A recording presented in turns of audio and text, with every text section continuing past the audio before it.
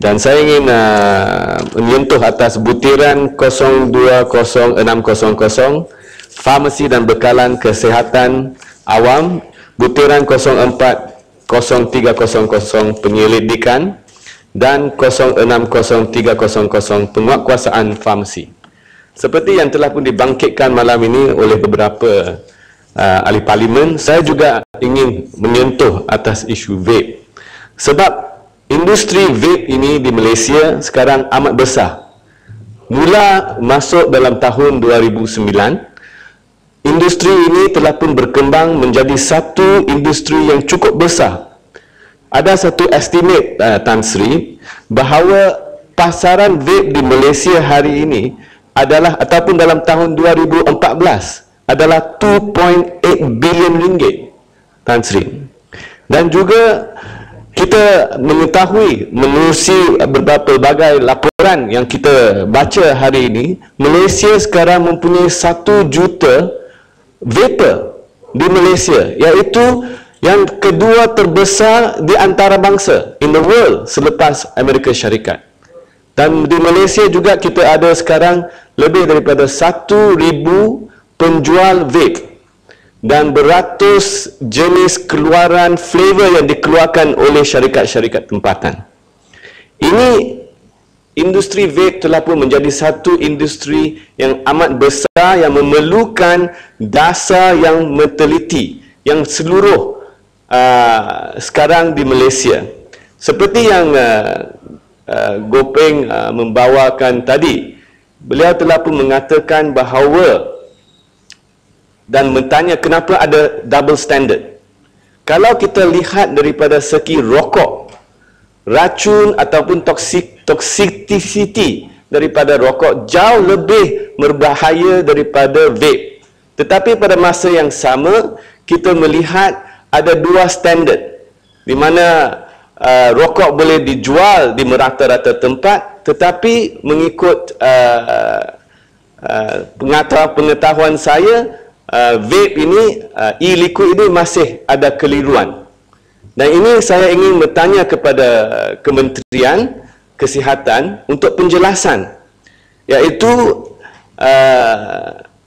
buat sekarang, adakah vape ini hanya boleh dijual oleh farmasi-farmasi sahaja mengikut akta racun?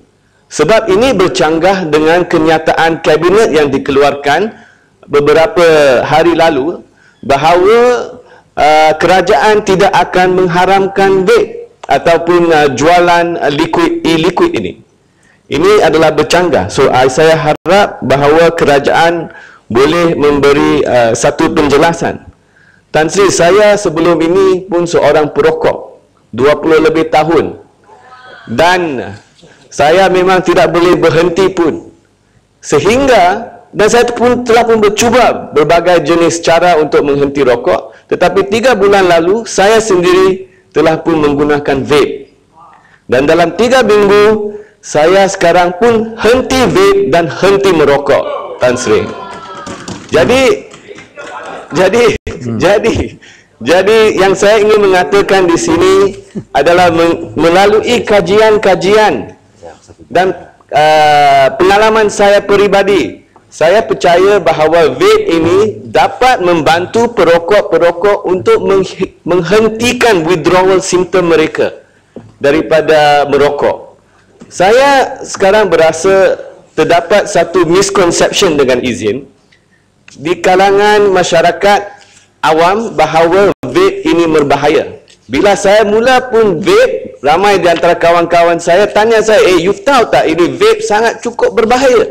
Saya pun takut, saya pun baca dan membuat kajian.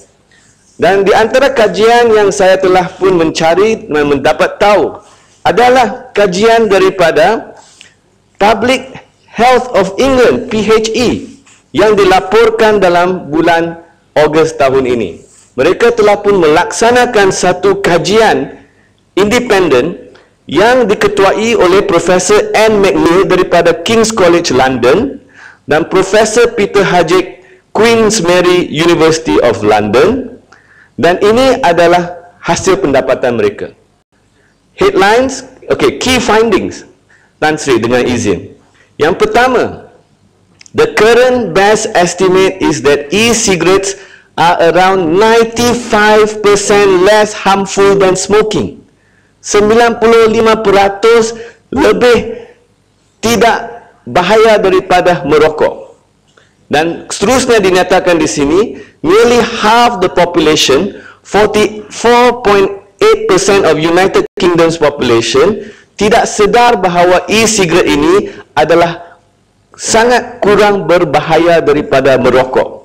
Dan saya ingin menegaskan di sini bahawa pendapat ini adalah sama juga di Malaysia.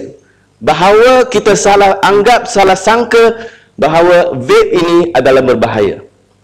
Terusnya dikatakan di sini, hasil key finding mereka is, there is no evidence, tidak ada bukti langsung bahawa e-cigarette adalah cara ataupun acting as a route into smoking for children or non-smokers. Bermaksud tidak ada bukti bahawa e-cigarette ini menggalakkan anak-anak untuk merokok selepas vaping. Tidak ada.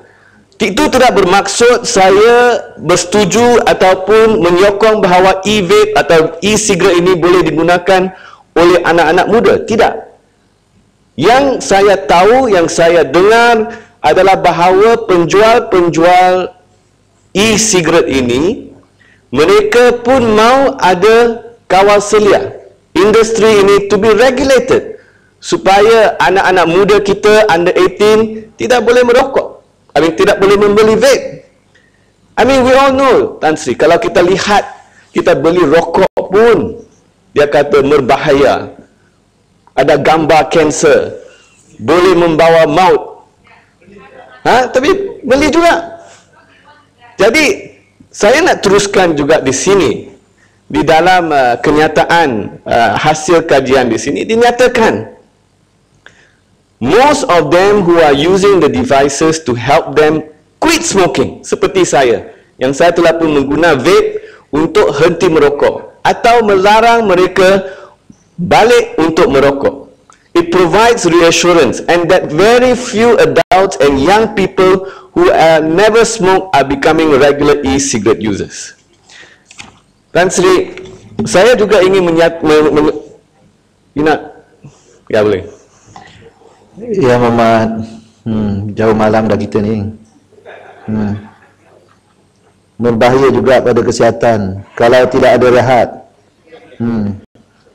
Sila. Terima kasih Datuk Seri. Yang berhormat, saya nampak fenomena e-vape ni adalah baru lagi di Malaysia. Saya ingin mendapat penjelasan daripada kementerian, ada tak kerajaan telah melakukan kajian bersama dengan NGO maupun orang-orang yang terlibat dalam kegiatan e-vape ni sebelum membuat sesuatu keputusan? Saya rasa kerajaan dengan izin engage with all the parties which are involved sebelum membuat sesuatu keputusan, dan mesti kenal pasti kebaikan dan keburukan e-vape sebelum membuat sesuatu keputusan. Saya berpendapat bahawa Kementerian Kesihatan telah membuat keputusan terhadap e-vape yang tidak berapa konsisten. Sekejap okey, sekejap tidak okey dan sebagainya. Saya menghendaki kementerian membuat kajian secara menyeluruh, engage with all the relevant parties sebelum membuat satu keputusan muktamad. Dan jika pernah berlaku dalam masa yang singkat ni, saya minta kementerian jelaskan dalam jawapan mereka. Terima kasih. Terima kasih, dan saya harap ucapan perkara dimasukkan dalam ucapan saya dan Menteri memberi jawapan. Jadi saya katakan tadi, seperti saya nak sambung, e-cigarette ini boleh membantu perokok-perokok untuk menghenti merokok. Ada satu former director, WHO Director of Tobacco Policy, dia ada keluarkan satu kenyataan bahawa dalam tahun 2100, sebelum 2100 there will be 1 billion tobacco related deaths. Ustaz. Dan vape Masa ini Ustaz. boleh membantu. Ustaz. Ya, Tuan Speaker. Masa dah 10 minit lebih. Ya. Saya Dan akan sebenarnya dalam jawatankuasa ni ringkas-ringkas sahaja. Kalau nak panjang-panjang di peringkat dasar. okey. Saya harap kementerian boleh memberi satu penjelasan apakah dasar vape sekarang, adakah penjual-penjual vape e-cigarette ni boleh menjual e-cigarette, dan saya nak menghabiskan ucapan saya dengan menyatakan bahawa kita harus mendokong dan menyokong anak-anak muda kita yang sedang menjalankan bisnes ini yang sekarang menjadi satu industri yang besar. Terima kasih. Itu saja. Saya minta Ya, cukuplah. mencelah sikit. Cukup dah habis dah, Yang Hormat. Tadi Yang Hormat